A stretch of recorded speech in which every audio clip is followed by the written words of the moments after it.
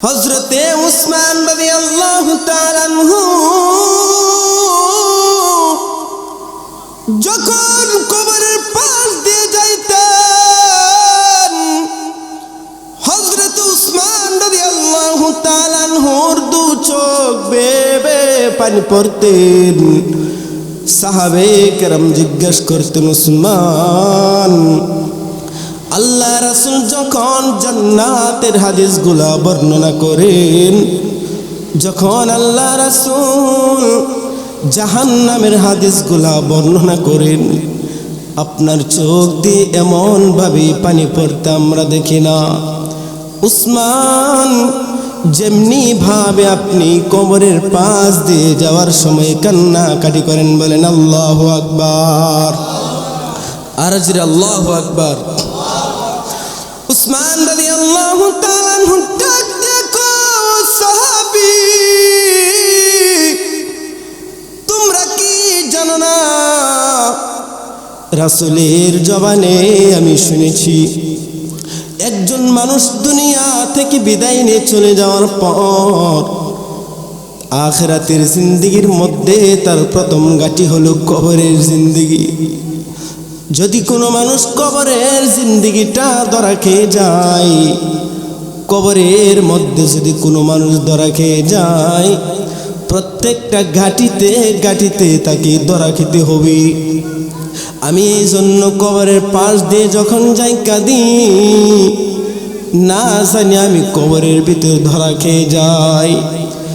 ও মুসলমান ভাইরা আমার, সাহাবে কেরামের ভিতরে ছিল মাওলা পাকের ভয়।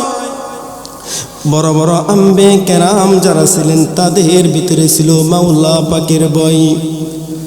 কিছু কিছু আল্লাহর ওলি দুনিয়া থেকে বিদায় নিয়ে চলে গেছে,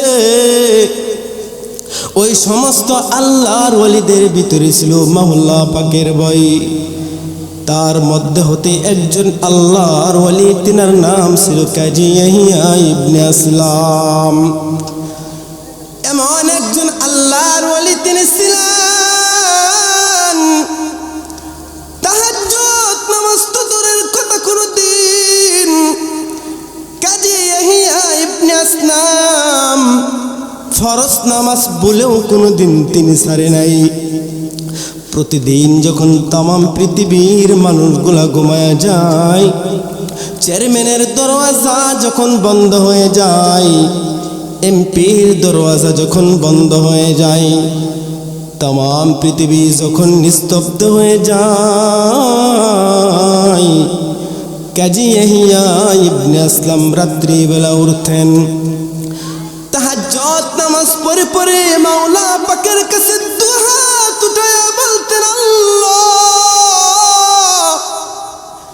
আমি দুনিয়া থেকে বিদায় নিয়ে চলে যাওয়ার পর আমার স্ত্রী আমার কাছ থেকে চলে যাবে, আমার বন্ধু বান্ধব সবাই আমাকে ভুলে যাবে, আত্মীয় স্বজন যারা আছে সবাই আমাকে কবরের ভিতর রাখা পারায়া পারায়া মাটি দিয়া চলে আসবে। ও মালিক আল্লাহ, বড় ভয় লাগে, না জানি আমার কবরের জিন্দেগিটা কেমন হয়ে যায়। ও মালিক, তামাম জিন্দেগি বার আমি গুনাহ করেছি, এই গুনাহ মাখা দেহ নিয়ে আমি তোমার কাছে কিভাবে দাঁড়াবো? তোমার কাছে দাঁড়ানোর মতো ক্ষমতা আমার নাই। দেখেন বন্ধুরা আমার, একজন আল্লাহর ওলি এমন ছিলেন যার জিন্দেগিতে ফরজ নামাজ তো দূরের কথা কোনোদিন তাহাজ্জুদ নামাজ পর্যন্ত ছুটে নাই। তারপরে এমন ভাবে দোয়া করে করে মাওলা পাকের কাছে কান্নাকাটি করেছি, কিন্তু তুমি আমি এত বড় নাফরমান, নিজেও নামাজ পড়ি না, স্ত্রীকেও পর্দার জন্য আদেশ করি না, সন্তানদেরকে কোনোদিন কোরআন শিক্ষা দেয় নাই, কোরআন শিক্ষা দেওয়ার জন্য এমন মাদ্রাসার ভিতরে ভর্তি করাই নাই। আপনার সন্তান যেদিন জাহান্নামে চলে যাবে, আপনার মেয়ে যেদিন বেপরদাভাবে চলাফেরা করার কারণে বন্ধুরারে আমার জাহান্নামে চলে যাবে, আপনার সন্তানকে আপনি কোরআন শিক্ষা না দেওয়ার কারণে যখন জাহান্নামে চলে যাবে, আল্লাহ পাক রব্বুল আলামিন আপনার ছেলে মেয়েকে ডাক দিয়ে বলবে, যাও যাও, তোমাদের ঠিকানা জান্নাত নয়, তোমাদের ঠিকানা জাহান্নাম। সেদিন আপনার আদরের সন্তান যাদেরকে দুনিয়ার মধ্যে না খেয়ে খাওয়াইছেন, না পরে পড়াইছেন, নিজের জিন্দেগির চিন্তা ভাবনা কোনোদিন করেন নাই, মাথার গাম পায়ে ফেলে ফেলে যে সমস্ত সন্তানদেরকে আপনি খাওয়াইলেন, ওই সমস্ত সন্তানেরা হাসরের ময়দানে আল্লাহ তাআলার কাছে আদালতে আপনার বিরুদ্ধে দাঁড়ায় যাবে। বলেন নাউজুবিল্লাহ। আল্লাহ পাক রব্বুল আলামিনকে ডাক দিয়ে বলবে, মালিক,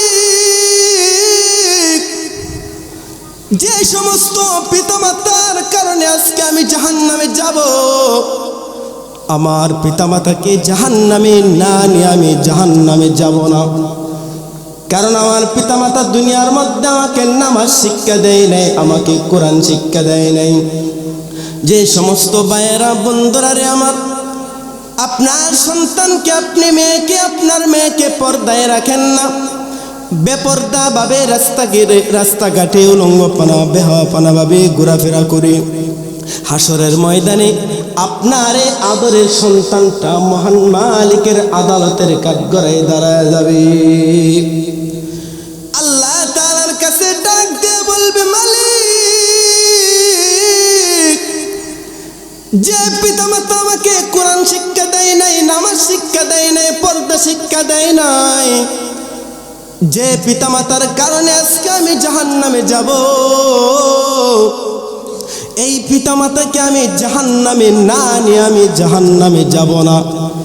সেদিন আপনার আদরের সন্তান যাকে না খেয়ে খাওয়াইলেন, না পরে পড়াইলেন, এই সন্তান আপনার বুকের উপরে পাড়া দিয়ে আপনাকে হাতে ধরে জাহান্নামে চলে যাবে। বলেন নাউজুবিল্লাহ।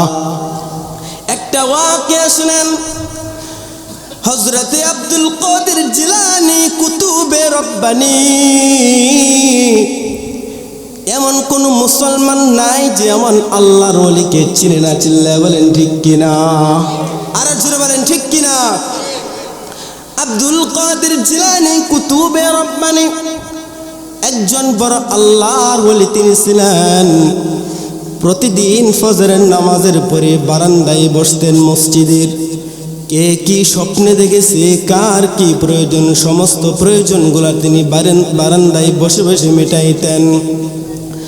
হঠাৎ করে একদিন ফজরের নামাজের পর একজন মহিলা এসে চিৎকার করে হাউমাউ করে কান্নাকাটি করে করে বলে, আব্দুল কাদের জিলানী, আমার একটা কন্যা সন্তান ছিল, সন্তানটাকে আমি বড় ভালোবাসতাম, নিজে না খেয়ে আমার সন্তানটাকে আমি খাওয়াইতাম। ও আব্দুল কাদের জিলানী, কিছুদিন পূর্বে আমার সন্তানটা আমাকে ছেড়ে কবর দেশে চলে গেছে। আমার সন্তানটার জন্য বড় মায়া হয়, কারণ যখন আমার সন্তান ছোট ছিল তার বাবা দুনিয়া থেকে বিদায় নিয়ে চলে গেছে। মানুষের বাড়িতে দাঁড়ে দাঁড়ে কাজ করে করে আমার সন্তানকে আমি খাওয়াইলাম, আর এই কন্যা সন্তানটা আমার কবরে চলে গেছে, মারা গেছে। আমার সন্তানের জন্য বড় মায়া হয়। আপনি কি কোনো এমন আমল বলে দিতে পারবেন যে আমলের দ্বারা আমি আমার সন্তানকে স্বপ্নে যুগে দেখতে পারি? বলেন সুবহানাল্লাহ। আরে জোরে বলেন সুবহানাল্লাহ। আব্দুল কাদের জিলানী ডাক দেখো, ও মা, তুমি কি জানো না কবর হইলে অন্ধকার ঘর, সাপ বিচ্ছুর ঘর। পৃথিবীর এক প্রান্ত হতে আরেক প্রান্ত খবর নেওয়া যায়, কিন্তু 3.5 হাত মাটির নিচে হাজারো মুর্দাগণ গুরুস্থানে শুয়ে আছে, একটি সেকেন্ডের জন্য খবর নেওয়া যায় না। চিল্লায়া বলেন ঠিক কিনা? আব্দুল কাদের জিলানী বলে, মারে তোমার মেয়ে কবরের ভিতরে কি হালতে কি অবস্থা আমি আছে সেটা আমি বলতে পারবো না, কিন্তু এমন একটা আমল আমি তোমাকে বলে দিতে পারবো না যে আমলের দ্বারা এমনও হতে পারে রব্বে কারীম তোমার মেয়েটাকে স্বপ্নে যুগে দেখার ব্যবস্থা করে দিবেন। বলেন আল্লাহু আকবার। আর জোরে বলেন আল্লাহু আকবার। আমি এত জোরে জোরে বয়ান করি আর আপনারা একবার জোরে বলতে পারেন না? জোরে বলেন আল্লাহু আকবার।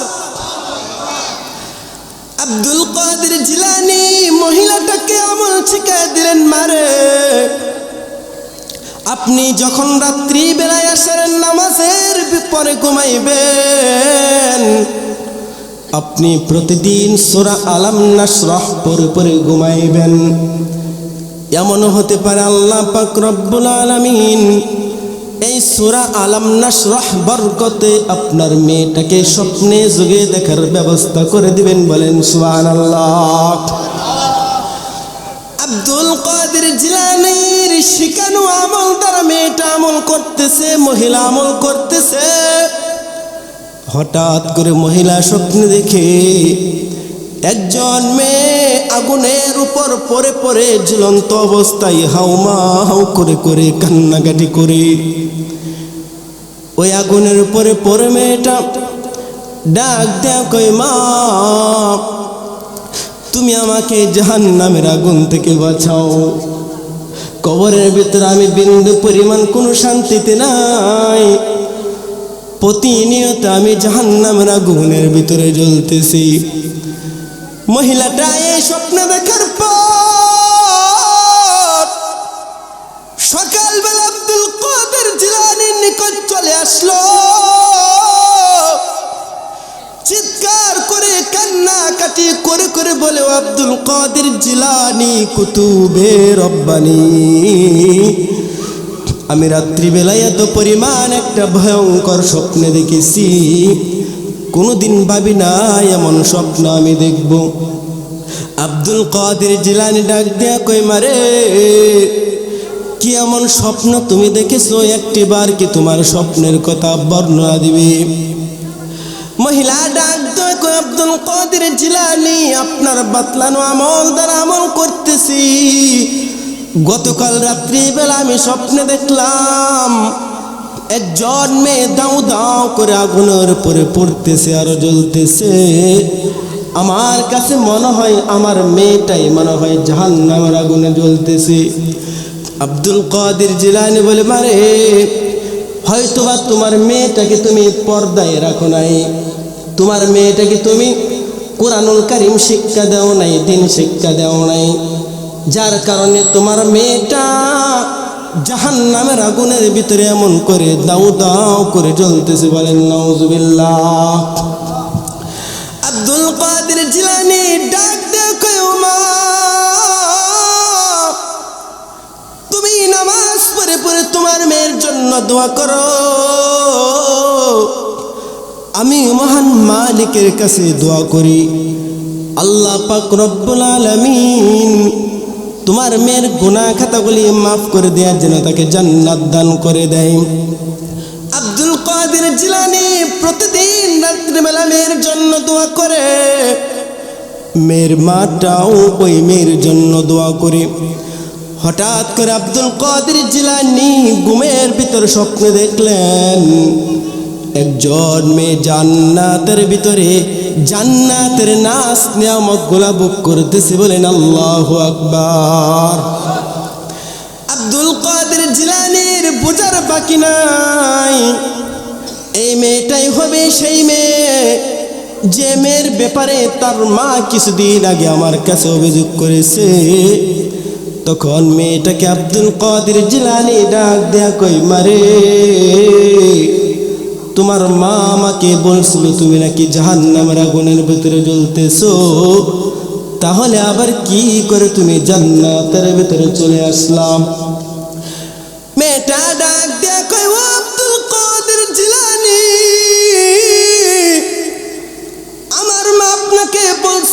জাহান্নামের আগুনের ভিতরে জ্বলতেছিলাম, এটাও সত্য। এখন আপনি আমাকে দেখতেছেন, আমি জান্নাতের নাজ নিয়ামতগুলা ভোগ করতেছি, এটাও 100% সত্য। বলেন সুবহানাল্লাহ। আব্দুল কাদের জিলানী ডাক দেয়া কই মারে, তাহলে কি করে তুমি জাহান্নাম থেকে মুক্তি পেয়ে জান্নাতে চলে আসলা? মেয়েটা ডাক দেয়া কই, আব্দুল কাদের জিলানী, আমাদের গুরুস্থানের ভিতরে হাজারো হাজারো মুর্দা গুণ শুয়ে আছে। অনেক লোক আছে জান্নাতি, অনেক লোক আছে জাহান্নামী। আমরা যারা জাহান্নামের ভিতরে আগুনের ভিতরে কবরে জ্বলতেছিলাম, হঠাৎ করে একদল মাদ্রাসার তালেবে ইলম ছাত্র কোরআন হাতের মধ্যে নিয়ে আমাদের গুরুস্থানের পাশ দিয়ে অতিক্রম করে বলেন আল্লাহু আকবার।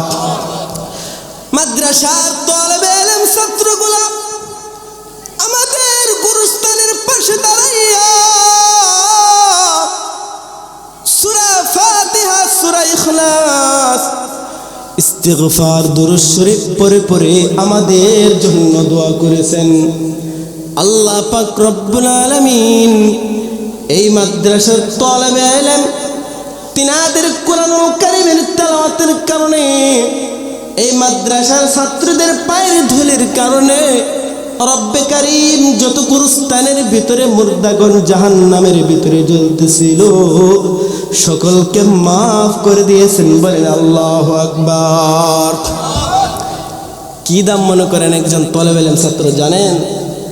একজন তালেবে ইলম ছাত্র যদি রাস্তা দিয়ে বের হয়, কোন গুরুস্থানের পাশ দিয়ে অতিক্রম করে, আল্লাহ তাআলা 40 দিনের জন্য কবরে আর বন্ধ করে দেবেন। সুবহানাল্লাহ।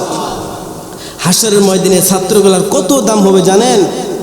ওয়াশাফাহু ফি আশরাতিন মিন আহলিহি কুল্লুহুম ক্বাদ ওয়াজাবাত লাহুন নার। রাসূল আরবি সাল্লাল্লাহু আলাইহি ওয়াসাল্লাম বলেন, ও দুনিয়ার মানুষ জানুনি একজন তালেবে ইলম ছাত্র, একজন হাফেজের কেমন দাম হবে? যাদের কপালে আল্লাহ তাআলা জাহান্নাম লিখে দিয়েছেন, এমন জাহান্নামে জানেওয়ালা 10 জন ব্যক্তিকে একজন কোরআনুল কারীমের হাফেজ সুপারিশ করে করে জান্নাতে নিয়ে যাবে। বলেন সুবহানাল্লাহ। রাসূল বলেছেন, ইকরা ওয়ারতাকি ওয়ারাত্তিল কামা কুনতা তুরাত্তিল ফিদ দুনিয়া فإن منزلك عند آخر آية تقرأها। একজন কোরআনুল কারীমের হাফেজকে আল্লাহ তাআলা হাশরের ময়দানে বলবেন, দুনিয়ার মধ্যে যেমনি করে সুন্দর করে কোরআনুল কারীমের তেলাওয়াত করেছো, আজকেও তুমি সুললিত কণ্ঠে কোরআনুল কারীমের তেলাওয়াত করো। কোরআনুল কারীমের হাফেজ কোরআনের 6666টা আয়াত তেলাওয়াত করবে, আল্লাহ পাক রব্বুল আলামিন তার মর্যাদা 6666 তালা উপরে জান্নাত দিয়ে দিবেন। বলেন সুবহানাল্লাহ। দুনিয়ার মধ্যে আমরা যারা আছে মাদ্রাসার ভিতরে অনেক মানুষ লেখাপড়া করে ছাত্ররা, তাদেরকে যদি একটা টুপি কিনে দিয়ে, পাঞ্জাবি কিনে দিয়ে, কিছু টাকা দিয়ে, অর্থ দিয়ে, সম্পদ দিয়ে যদি সহযোগিতা করে, হাশরের ময়দানে যখন বন্ধুরে তুমি আমি ধরা খেয়ে যাব, ওই ছাত্রটা যখন জান্নাতে চলে যাবে, যে ব্যক্তি 1টি টাকা দিয়ে, কিছু পয়সা দিয়ে একটা পোশাক কিনে সহযোগিতা করেছে, পিছন পিছন ওই ছাত্রের সিরিয়াল ধরবে। বলেন সুবহানাল্লাহ। হাশরের ময়দানে ওই ছেলেটাকে বলবো, মাদ্রাসার ছাত্র হাফেজ, দুনিয়ার মধ্যে আমি তোমাকে একটি টুপি কিনে দিয়েছিলাম, একটা পাঞ্জাবি কিনে দিয়েছিলাম, এই যে দেখো আমার বদদোয়ার কারণে, গুনাহের কারণে আজকে আমি জাহান্নামের আগুনে জ্বলতেছি। বাবা, যদি আমার এই একটা পাঞ্জাবি পরে তুমি হাফেজ হইতে পারো, তাহলে আজকে তুমি আমাকে সুপারিশ করে জান্নাতে নিয়ে যাও। বলেন সুবহানাল্লাহ। এমন করে করে একজন ছাত্রের পিছনে, হাফেজের পিছনে হাজারো হাজার এলাকার মানুষগুলো সিরিয়াল ধরবে, সকলকে একসঙ্গে নিয়ে কোরআনুল কারীমের হাফেজ মহান মালিকের সম্মুখে যায় দাঁড়াবে, আল্লাহ তাআলা বলবেন, কি রে হাফেজ, আমি তো শুধুমাত্র তোমাকে জান্নাতে যাওয়ার জন্য অনুমতি দিলাম, তাহলে এত মানুষ তুমি কিসের জন্য নিয়ে আসলাম? কোরআনুল কারীমের হাফেজ জবাব দিবে, ও রব্বে কারিম, কেন আমি তাদেরকে আনবো না? অমুক ব্যক্তি আমাকে একটা টুপি কিনে দিয়েছে, অমুক ব্যক্তি আমাকে একবেলা খাবার খাওয়াইছে, ওই ব্যক্তি আমাকে একটা পাঞ্জাবি কিনে দিয়েছে, তাদের টাকা খেয়ে তাদের পোশাক পরিধান করে আমি কোরআনুল কারীমের হাফেজ হয়েছি। ও মালিক আল্লাহ, যদি আপনি আমাকে জান্নাত আজকে দেন, তাহলে তাদেরকে না নিয়ে আমি জান্নাতে যাব না। বলেন আল্লাহু আকবার, আর জোরে বলেন আল্লাহু আকবার। তখন আল্লাহ তাআলা বলবে, যা যা তাদেরকে নিয়ে তুই জান্নাতে চলে যা। কোরআনুল কারীমের হাফেজ একটা হাজার হাজার মানুষদেরকে নিয়ে সোজা জান্নাতে চলে যাবে। বলেন সুবহানাল্লাহ। মাদ্রাসা তালিবে ইলম ছাত্র অনেক দাম, আমরা বুঝি না, আমরা মনে করি 2 টাকার লেখাপড়া করে কোরআন শিখে এদের কি মূল্য না। হয়তোবা দুনিয়ার সাময়িক জিন্দেগির জন্য তাদের মূল্য আমরা বুঝি না। হাসরের ময়দানে দেখবেন তাদেরকে ছাড়া আপনি চোখে কোনো কিছু দেখবেন না। তারাই এই যে আজকে কোরআন মাহফিলে আসছেন, এই 2 চোখ দিয়ে যে মাদ্রাসাটাকে আপনারা দেখতেছেন, এই বরকতেই এমন হতে পারে আল্লাহ তাআলা আপনাকে জান্নাত দিয়ে দেবেন। বলেন সুবহানাল্লাহ। বলতে চেয়েছিলাম, বন্ধুরা আমার, আপনার সন্তানকে যদি কোরআন না শিক্ষা দেন, মেয়েকে যদি পর্দায় না রাখেন, হাসরের ময়দানে আপনাকে জাহান্নামে যেতে হবে। সেই জন্য আপনার একজন সন্তানকে প্রাথমিক কোরআনটা শিক্ষা দিবেন, তারপরে আপনার যা খুশি তাই পড়াবেন। কারণ যার ভিতরে কোরআন থাকবে, সাময়িক জিন্দেগির জন্য যদি নাফরমানি করে গুনাহ করে, কোরআনের বরকতে আল্লাহ তাআলা একদিন তাকে হেদায়েত দিয়ে তাকেও ভালো মানুষ বানায়, ওলি বানায় জান্নাত দিবে। বলেন সুবহানাল্লাহ। এই যে ওয়াকিয়ার মধ্যে ছিলাম, মনে আছে আপনাদের ওয়াকিয়াটা? আল্লাহর ওলি আল্লাহ তাআলার কাছে দোয়া করেছিলেন, আল্লাহ, যে আমি অনেক বড় গুনাহগার, কি করে জান্নাতে যাব? আল্লাহর ওলি মালিকের কাছে দোয়া করে, আল্লাহ, এত বড় অপরাধ আমি করেছি, কিন্তু বিন্দু পরিমাণ অপরাধ তার ভিতরে নাই। এমন আল্লাহর ওলি কাজী ইয়াহইয়া ইবনে আসলাম ছিলেন বন্ধু। কোনদিন ফরজ নামাজ তো দূরের কথা, তাহাজ্জুদ নামাজ পর্যন্ত ছুটে নাই। তারপরেও তিনি মালিকের কাছে এমনভাবে কান্নাকাটি করেছে, তুমি আমি এত বড় নাফরমান, জীবনে 5 ওয়াক্ত নামাজ পড়ি না, তাহাজ্জুদ নামাজ তো দূরের কথা। এমন মুসলমান সমাজের ভিতরে বসবাস করে, তারা জুমার নামাজটা পর্যন্ত পড়ে না। চিল্লায় বলেন ঠিক কিনা? আরে জোরে বলেন ঠিক কিনা?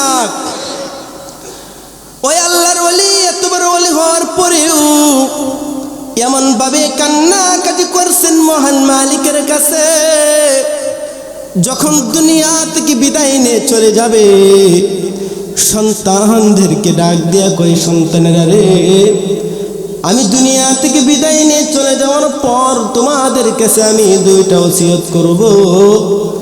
সন্তানেরা বলে, বাবা, কি এমন 2টা ওসিয়ত তুমি করবে?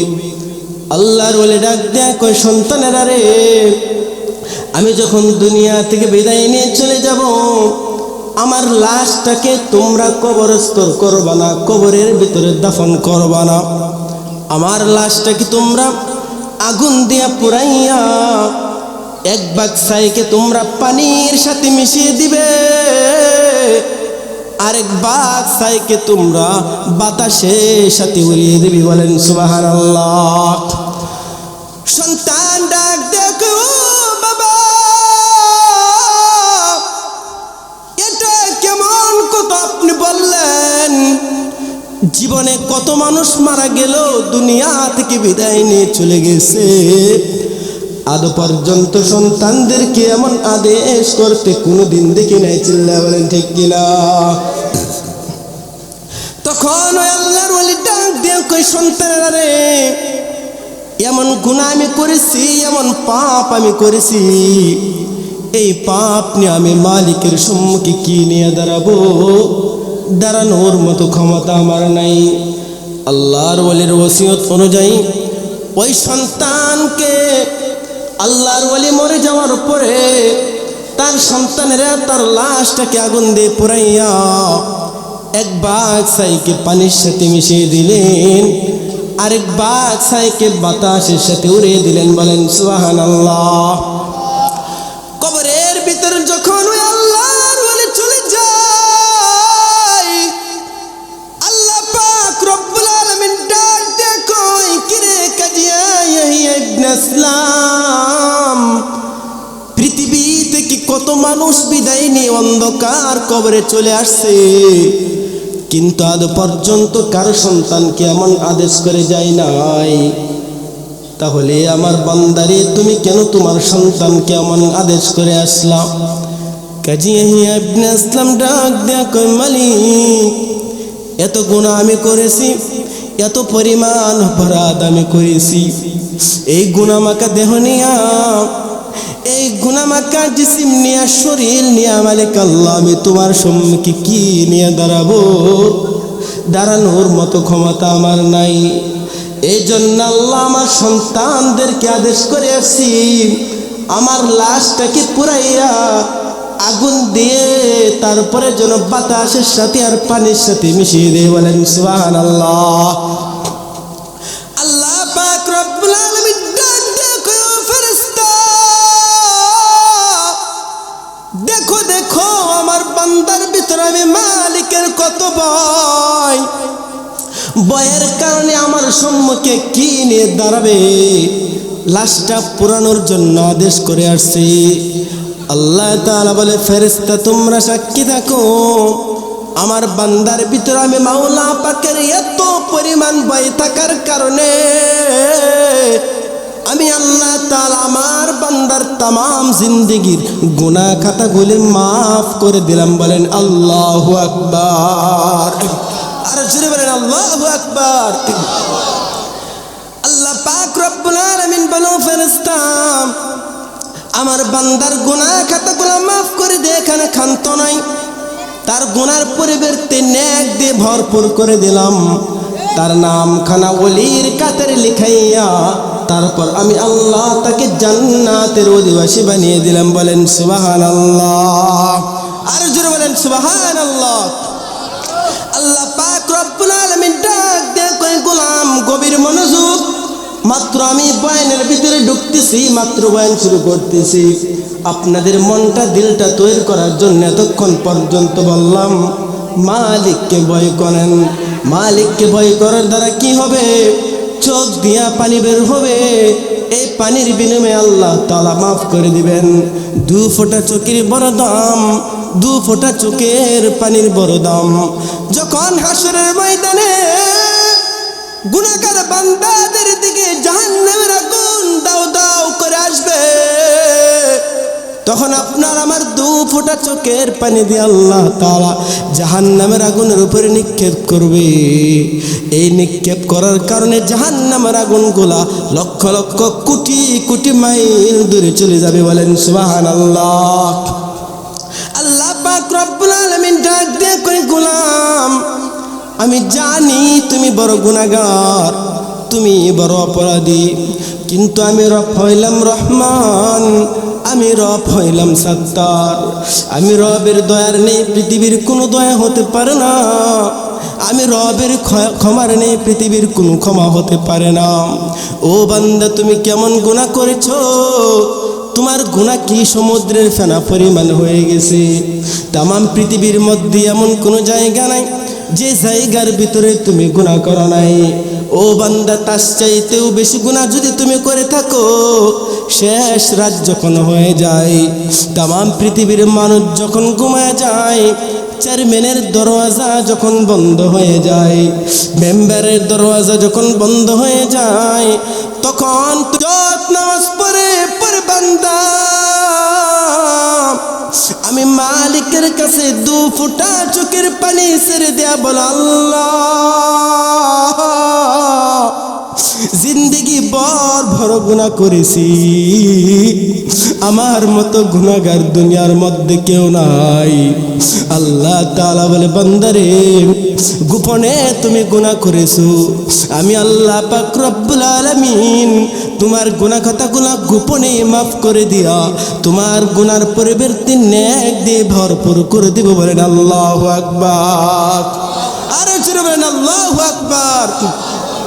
কিছু কিছু মানুষ এমন আছেন দুনিয়ার ভিতরে, তারা অনেক বড় বড় গুনাহ করেছে, পাপ করেছে, যে পাপের কারণে অসন্তুষ্ট হয়ে সমাজের মানুষগুলা তাকে গ্রাম থেকে বের করে দিছে। তাদের মধ্যে একজন বড় গুনাহগার, তার নাম ছিল বনি ইসরাইলের একজন যুবক। এত পরিমাণ গুনাহ করেছে, এত পরিমাণ অপরাধ করেছে, যে অপরাধের কারণে তাকে গ্রাম থেকে বের করে দিয়েছে। হযরতে মূসা আলাইহিস সালাম ঘুমের ঘরে শুয়ে আছে। হঠাৎ করে স্বপ্নে দেখলেন আল্লাহ পাক রব্বুল আলামিন ডাক দেয়া কয়, মূসা রে যাও যাও, অমুক পাহাড়ের ভিতরে আমার একজন ওলির লাশ পড়ে আছে, তুমি আমার ওই ওলির লাশ কেনা তোমার এলাকার ভিতরে কওমের ভিতরে নিয়ে আসবা। মূসা আলাইহিস সালাতু ওয়াস সালাম আল্লাহর ওলির লাশ কানা এলাকার ভিতরে সকালবেলা ঘুম থেকে ওঠার পর চলে গেলেন মরুভূমির প্রান্তরে। যা দেখে বালু আর বালু, আশপাশে কোনো মানুষ নাই, মরুভূমি আর মরুভূমি। পাহাড়ের এক চূড়ায় একজন মানুষের লাশ পড়ে আছে। মূসা পয়গম্বরের জানার বাকি নাই, যেই ব্যক্তি সেই ব্যক্তি হবে, যে ব্যক্তির জন্য রব্বে কারীম আমাকে এই জায়গার ভিতরে পাঠাইছে। বলেন আল্লাহু আকবার। আর জোরে বলেন আল্লাহু আকবার। সাইয়্যিদানা হযরতে মূসা আলাইহিস সালাম এই গুনাহগার ব্যক্তির লাশ কানা কওমের মধ্যে নিয়ে আসলেন। আল্লাহ পাক রব্বুল আলামিন জানায় দিলেন, মূসা রে তোমার কওমকে, তোমার জাতিকে তুমি ঘোষণা করে দাও, যে সমস্ত বান্দারা এই ব্যক্তির জানাজার নামাজের ভিতরে শরীক হবে, অংশগ্রহণ করবে, আমি আল্লাহ তাদের তামাম জিন্দেগির গুনাহ খাতাগুলি মাফ করে দেব। বলেন সুবহানাল্লাহ। আর জোরে বলেন সুবহানাল্লাহ। কেমন ব্যক্তি মনে করেন? যে ব্যক্তির জানাজার নামাজের ভিতরে মানুষ উপস্থিত হবে, জানাজার নামাজ পড়বে, এই বরকতে আল্লাহ যত মানুষ জানাজা পড়বে তাদের সকলের গুনাহ খাতা মাফ করে দিবে। সুবহানাল্লাহ। কত বড় আল্লাহর ওলি, চিন্তা করছেন? মূসা আলাইহিস সালাম ঘোষণা করে দিলেন, ও আমার কওম, ও আমার জাতি, আল্লাহ পাক রব্বুল আলামিন আমাকে জানায় দিছে, যে সমস্ত বান্দারা এই ব্যক্তির জানাজার নামাজের ভিতরে অংশগ্রহণ করবে, আল্লাহ তাআলা তাদের তামাম জিন্দেগির গুনাহ খাতাগুলি মাফ করে দিবে। সকল মানুষের ভিতরে হইচই শুরু হয়ে গেছে। হাই হাই, না জানি কত বড় আল্লাহর ওলি হতে পারে।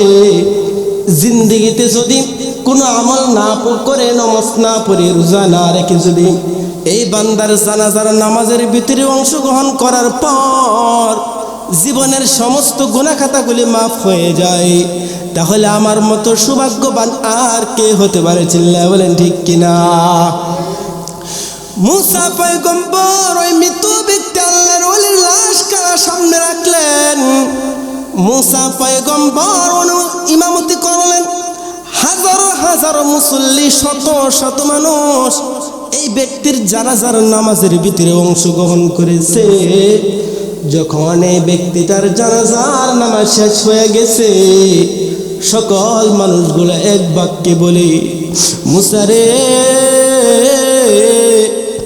এমন এক ব্যক্তির জানাজার নামাজ আজকে পড়লাম, যে ব্যক্তির জানাজার নামাজ পড়ার কারণে রব্বে কারীম আমাদের জিন্দেগির তামাম গুনাহ খাতাগুলি মাফ করে দিয়েছে। মূসা রে, মহান মালিকের কাছে কি একটি বার অনুমতি আনতে পারবে? এমন একজন আল্লাহর ওলির চেহারা কি আমরা একটি বার দেখতে পারি? বলেন আল্লাহু আকবার। আর জোরে বলেন আল্লাহু আকবার। আল্লাহ পাক রব্বুল আলামিন ডাক দিয়ে কয়, মূসা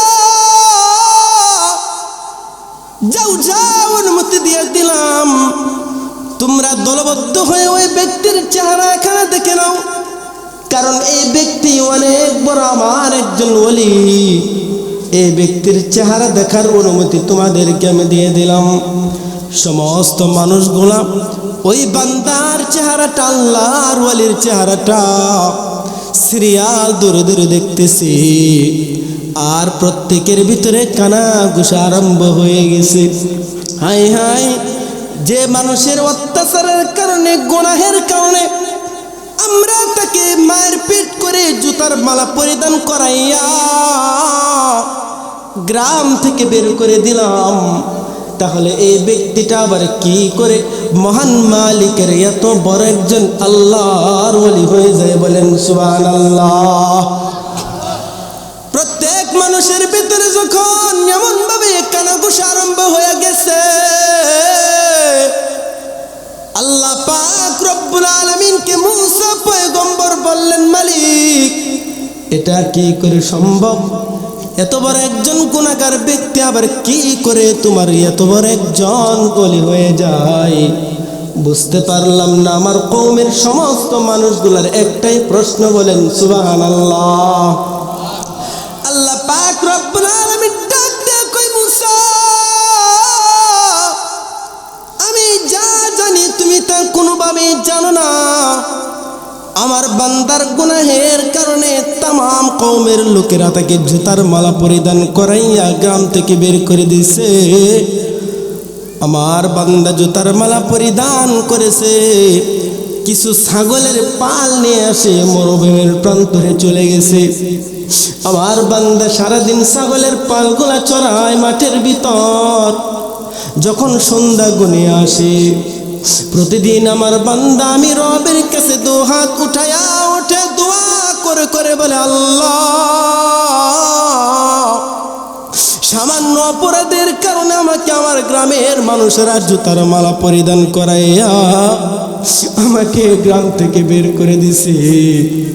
ও মালিক আল্লাহ, আমি জানি দুনিয়ার মধ্যে আমার মা আমার আপন না, আমার বাবা আমার আপন না, বন্ধু বান্ধব কেউ আমার আপন হইল না। যদি আমার মা আপন হইতো আমাকে এমন করে জুতার মালা পরিধান করাইবার জন্য অনুমতি দিত না। আমার বাবা যদি আমার আপন হইতো এমন করে জুতার মালা পরিধান করাইবার অনুমতি দিত না। ও মালিক, আমি জানি তামাম পৃথিবীর মানুষগুলা হয়েছে বড় স্বার্থপর, স্বার্থ ছাড়া কেউ কোনো কিছুই বোঝে না। সমস্ত মানুষগুলা মানুষকে ভালোবাসে স্বার্থের জন্যে, কিন্তু মালিক রে তুমি আল্লাহ প্রত্যেকটা মানুষকে ভালোবাসো তাদেরকে জান্নাত দেওয়ার জন্য। বলেন আল্লাহু আকবার। আরে জোরে বলেন আল্লাহু আকবার। আপনাদের কষ্ট হইতেছে নাকি?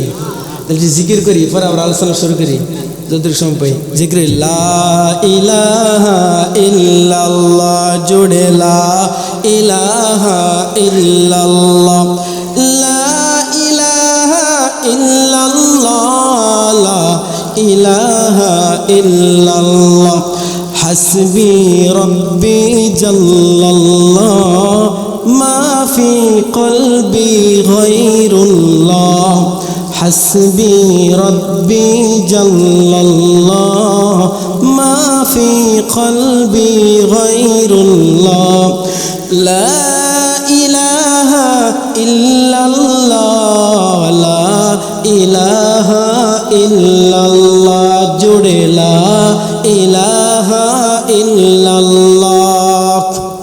জোরে করে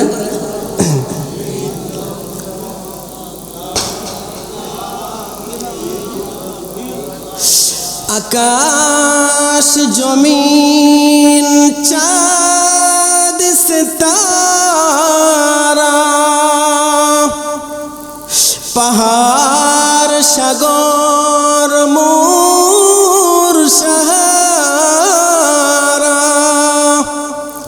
গাই তসবিহ গাই তোমার নামে লা শরীকা ইল্লাল্লাহ, লা ইলাহা ইল্লাল্লাহ লা ইলাহা ইল্লাল্লাহ লা ইলাহা ইল্লাল্লাহ লা ইলাহা ইল্লাল্লাহু মুহাম্মাদুর রাসূলুল্লাহ সাল্লাল্লাহু আলাইহি ওয়াসাল্লাম। সকলে বলেন সাল্লাল্লাহু আলাইহি ওয়াসাল্লাম। আলোচনা শেষ করে দেবো নাকি আরেকটু চালাবো? ঘটনাটা শেষ করি, তাহলে আপনারা বুঝতে পারবেন আসলে মহান মালিককে ভয় করলে আল্লাহ তাআলা কেমন প্রতিদান দান করে। হযরতে মূসা আলাইহিস সালাতু ওয়াস সালাম আল্লাহ পাক রব্বুল আলামিনের কাছে বললেন, মালিক এত বড় একজন গুনাহগার ব্যক্তি কি করে তোমার ওলি হয়ে গেল?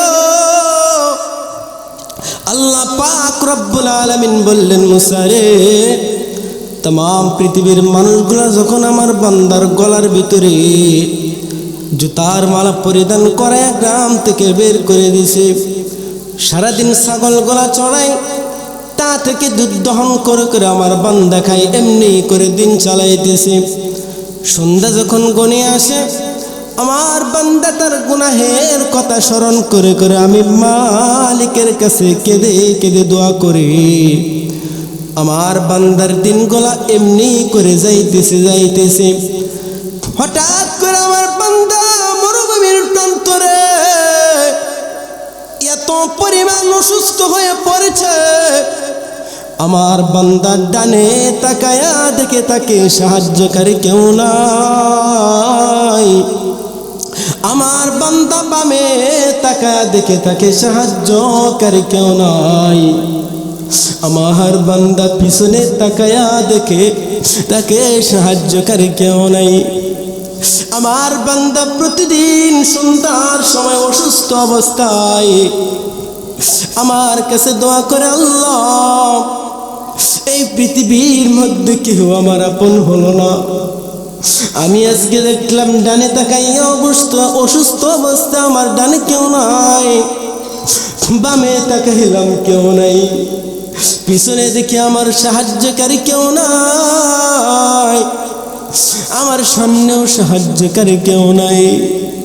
আমার বান্দা যখন গভীর অসুস্থ অবস্থায় মরুভূমির প্রান্তরে পড়ে আছে, আকাশের দিকে দু হাত উঠায় আমার বান্দা আমি মালিকের কাছে কুদরতি পায়ে ধরে ধরে ক্ষমা আছে, চোখের পানি ছেড়ে দিয়ে দিয়া আমি মালিকের কাছে বলেছি, আল্লাহ এই পৃথিবীর তামাম মানুষগুলা বড় স্বার্থপর। কোন মানুষ প্রত্যেককে ভালোবাসে শুধুমাত্র স্বার্থের জন্যে, তা না হলে আমার পিতামাতা পর্যন্ত আমাকে গ্রাম থেকে বের করে দিত না।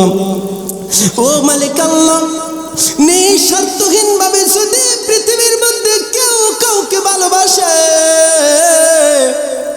আল্লাহ সেটা হলেন আপনি। আমি মনে হয় দুনিয়া থেকে বিদায় নিয়ে চলে যাব, শেষ বেলা আমি আপনার কাছে ক্ষমা চাই। ও মালিক আল্লাহ, আমার জিন্দেগির তামাম গুনাহগাতাগুলি মাফ করিয়া দিন। বলেন সুবহানাল্লাহ। মুসা পয়গম্বরকে আল্লাহ তাআলা ডাক দেয়া কই, মুসা রে, আমার বান্দা যখন আমার কাছে দু ফোঁটা চোখের পানি ছেড়ে দিয়ে এমন ভাবে কেঁদেছে, আমি আল্লাহ পাক রব্বুল আলামিনের আরশ আজিম পর্যন্ত কেঁদে গেছি। আমি আল্লাহ পাক রব্বুল আলামিন আমার বান্দার তামাম জিন্দেগির গুনাহ খাতাগুলি মাফ করে দিয়া আমার বান্দার ঠিকানাটা আমি আল্লাহ ওলিদের কাতারে লিখে দিয়েছি। বলেন আল্লাহু আকবার। আরে জোরে আল্লাহু আকবার।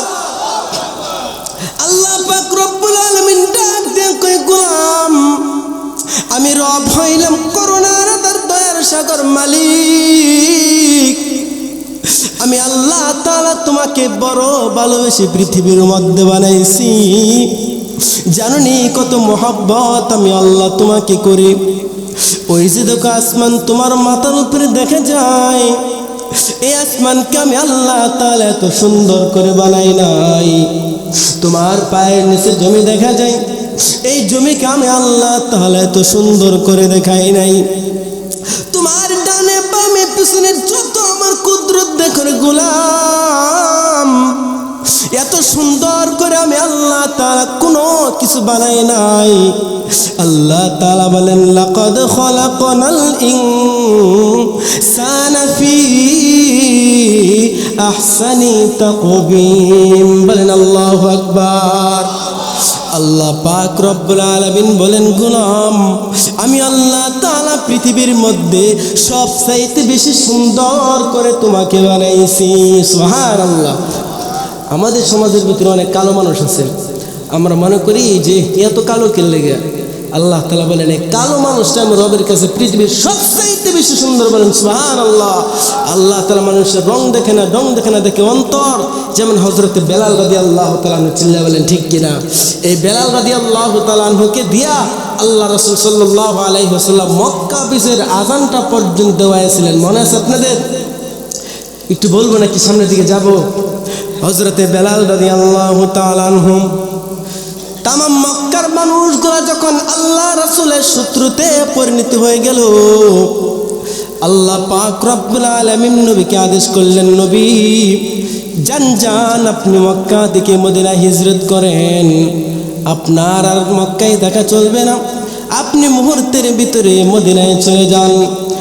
হযরত আবু বকর রাদিয়াল্লাহু তাআলা আনহুকে আল্লাহ রাসূল 5 মাস মতন 6 মাস আগে বলে গিয়েছিলেন, ও আবু বকর, এই দুনিয়ার মধ্যে কিন্তু আমার কেউ মদিনার সফর সঙ্গী হবে না, আপনি হবেন আমার মদিনার সফর সঙ্গী।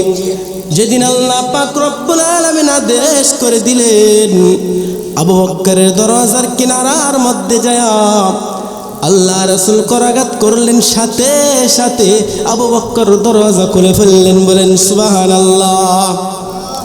আল্লাহ রাসূলকে নিয়ে হিজরতে চলে গেলেন।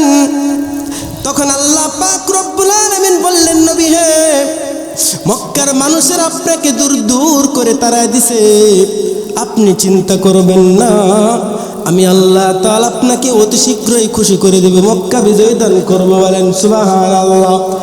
কিছুদিন পূর্বে আল্লাহ তাআলা আল্লাহ রাসূলকে মক্কা বিজয় দান করলেন। সমস্ত সাহাবায়ে কেরামদেরকে নিয়ে আল্লাহ রাসূল মক্কার ভিতরে প্রবেশ করলেন। সমস্ত মক্কার ভিতরে খুশির আনন্দ ভরপুর হয়ে গেল। সকল সাহাবায়ে কেরামদেরকে সম্মুখে নিয়ে আল্লাহ রাসূল বলেন, ও সাহাবায়ে কেরাম, তোমরা পরামর্শ দাও, কে আজকে মক্কা বিজয়ের আযান দিবে? কে আজকে এমন খুশির আযান দিবে? একজন সাহাবী তারা পরামর্শ দেয়, আল্লাহ রাসূল, আজকে যদি কেউ মক্কা বিজয়ের আযান দেয়, সে দিবে হযরত আবু বকর। কারণ আবু বকর হইল আপনার হিজরতের সাথী, আমার আপনার বাল্যকালের বন্ধু হতে নিয়ে বৃদ্ধকাল পর্যন্ত আপনার সাথে আবু বকর চলেছে। যদি আজকে মক্কা বিজয়ের আযান কেউ দেয়, তাহলে সেটা হবে হযরত আবু বকর। আরেকজন দ্বারা পরামর্শ আরম্ভ করে দিলেন, আল্লাহ রাসূল, না না, আজকে মক্কা বিজয়ের আযান যদি কেউ দেয়, সেটা দিবে হযরত উসমান, যাকে আপনি জিন্নুরাইন উপাধি দিয়েছেন। আরেকজন তারা বলে, আল্লাহ রাসূল, আজকে যদি মক্কা বিজয়ের আযান কেউ দেয়, তাহলে সেটা হবে হযরত ওমর রাদিয়াল্লাহু তাআলা আনহু। আল্লাহ পাক রব্বুল আলামিনের প্রিয় হাবিব আপনার আমার নবী সকল সাহাবায়ে কেরামদেরকে বলে দিলেন, তোমাদের পরামর্শের দ্বারা কোনো সিদ্ধান্ত হবে না, যতক্ষণ না পর্যন্ত আরশে আজিম থেকে মাওলা করিম আমাকে জিবরাইলের মাধ্যমে কোনো কিছু না জানাবেন। বলেন সুবহানাল্লাহ।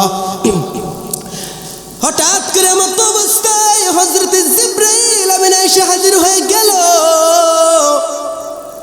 জিবরাইল এসে বলে, আল্লাহ রাসূল, আজকে মক্কা বিজয়ের আযান হযরত আবু বকর দিবে না, হযরত ওমর আজকে মক্কা বিজয়ের আযান দিবে না। হযরত আলী আজকে মক্কা বিজয়ের আজান দিবে না, হযরত উমর আজকে মক্কা বিজয়ের আজান দিবে না, আজকে মক্কা বিজয়ের আজান দিবে আফ্রিকার জঙ্গলের একজন কালো মানুষ, যার ঠোঁটগুলা হলো মোটা মোটা ফাটা ফাটা, পা গুলা হলো ফাটা ফাটা। আফ্রিকার জঙ্গলের মানুষ হযরতে বেলাল দিবে আজকে মক্কা বিজয়ের আজান। বলেন আল্লাহু আকবার, আরে বলেন আল্লাহু আকবার। দেখেন ইমানের কত দাম, আল্লাহ তাআলাকে মহব্বত করার কত দাম। বেলালের জান চলে যাবে, উমাইয়া ইবনে খালদ বেলালকে কত পরিমাণ কষ্ট দিয়েছে, তারপরে আল্লাহ তাআলাকে এত পরিমাণ তিনি মহব্বত করতেন, ভালোবাসতেন, যার জবান থেকে আহাত আহাত নাম এত কষ্ট দেওয়ার পরেও সরাইতে পারে না। বলেন সুবহানাল্লাহ।